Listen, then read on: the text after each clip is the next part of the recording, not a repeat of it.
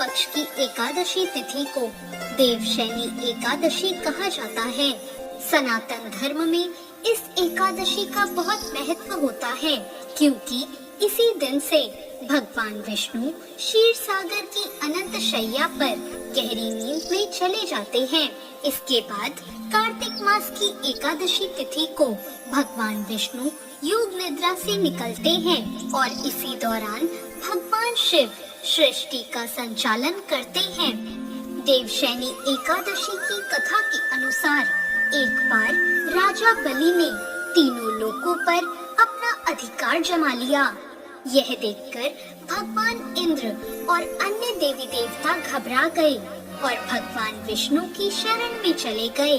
सभी देवी देवताओं को परेशान देखकर भगवान विष्णु ने वामन अवतार धारण कर लिया और राजा बलि से भिक्षा मांगने जा पहुँचे।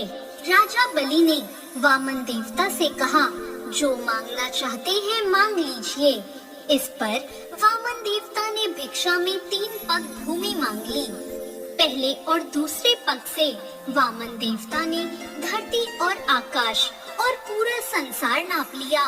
जब तीसरे पग के लिए कोई जगह नहीं बची तो राजा बलि से वामन देवता ने पूछा कि तीसरा पग मैं कहाँ रखूं? तब राजा बलि ने अपना सर आगे कर दिया। वामन अवतार में भगवान विष्णु राजा बलि को देखकर बहुत प्रसन्न हुए और उनसे वरदान मांगने को कहा।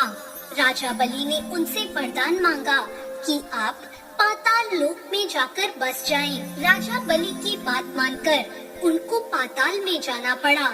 ऐसा करने से सभी देवी देवता और माँ लक्ष्मी परेशान हो गए और अब अपने पति विष्णु जी को वापस लाने के लिए माँ लक्ष्मी एक गरीब स्त्री का भेष धारण करके राजा बलि के पास गई और उन्हें अपना भाई बनाकर राखी बांध दी और उन्होंने उपहार के रूप में विष्णु जी को पाताल लोक से वापस ले जाने का वरदान ले लिया। माता लक्ष्मी के साथ वापस जाते हुए भगवान विष्णु ने राजा बलि को वरदान दिया कि वह प्रत्येक वर्ष आषाढ़ शुक्ल पक्ष की एकादशी से कार्तिक मास की एकादशी तक पाताल में ही निवास करेंगे और इन 4 महीनों की अवधि को उनकी योग निद्रा माना जाएगा।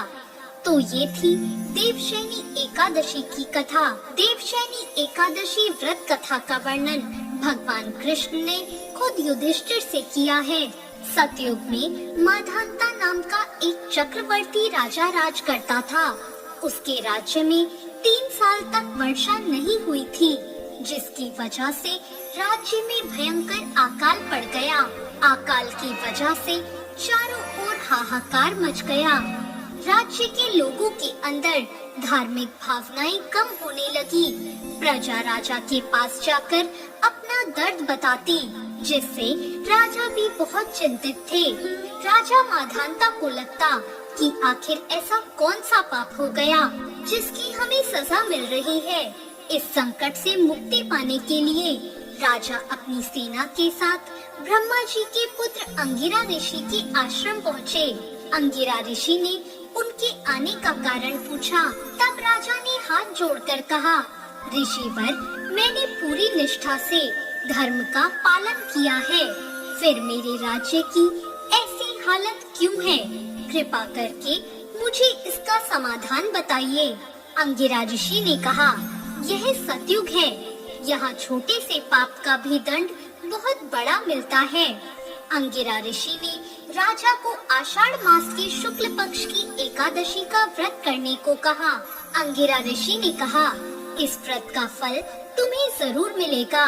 महर्षि अंगिरा के निर्देश का पालन करते हुए राजा अपनी राजधानी वापस आ गए और उन्होंने चारों वर्णों सहित देवशयनी एकादशी का व्रत पूरा किया, जिसके फलस्वरूप उनके राज्य में मूसलाधार वर्षा हुई, जिससे एक बार फिर राजा के राज्य में खुशहाली छा गई।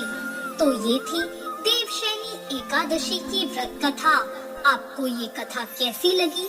कमेंट बॉक्स में जरूर बताएं।